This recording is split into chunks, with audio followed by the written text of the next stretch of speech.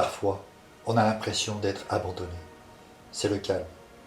On se sent loin de tout, aimé de personne. Notre âme est fatiguée, notre vie est fade. Même si tu te sens seul sur ce chemin qui t'amène loin de tout. Et on a l'impression d'étrange que même Dieu ne nous écoute pas. Il est loin. Même quand on prie, on pense que nos prières ne sont pas entendues par Dieu. C'est une vraie traversée du désert. Nous sommes fatigués, las, désespérés. Rien ne va. Cette flamme qui brûlait en nous s'éteint petit à petit. Et on se laisse emporter.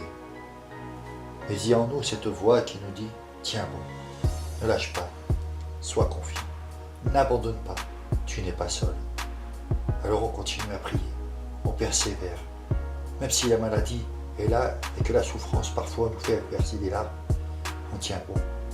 Nos regards sont fixés sur notre Seigneur, même si rien ne se passe, et on crie à Dieu, « Seigneur, viens à mon aide, ne m'abandonne pas. » Alors je pense à Job, qui a tenu bon.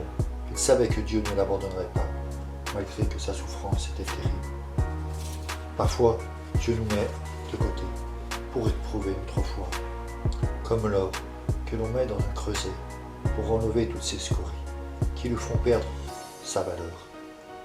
Aux yeux de Dieu, nous sommes un peu comme cet or.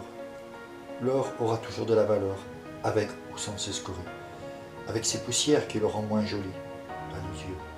Et aux yeux de Dieu, nous aurons toujours cette valeur. Dieu veut que nous brillions dans ce monde,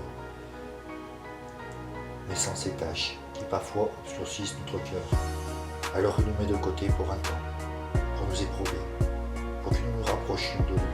Et notre cœur va se remplir de son amour, de son Saint-Esprit, car nous aurons été fidèles. Et au moment de l'épreuve, nous serons tenus bons. C'est alors que Dieu pourra agir à travers nous, car nous aurons compris que son amour a rempli nos vases qui étaient vides. Quand on se rapproche de Dieu, Dieu vient à nous, nos yeux s'illuminent, notre cœur est rempli de joie.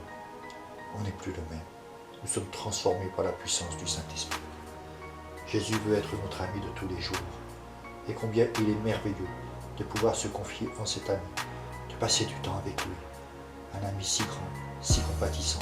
Soyons fidèles en son amour, soyons fidèles en sa parole, ayons confiance.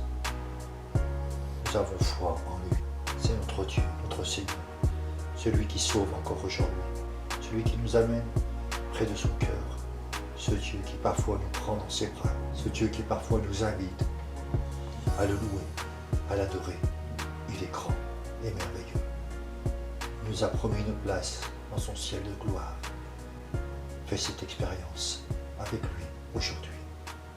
Si tu n'as pas fait cette expérience merveilleuse, demande simplement à Jésus de venir dans ton cœur et ta vie en sera transformée.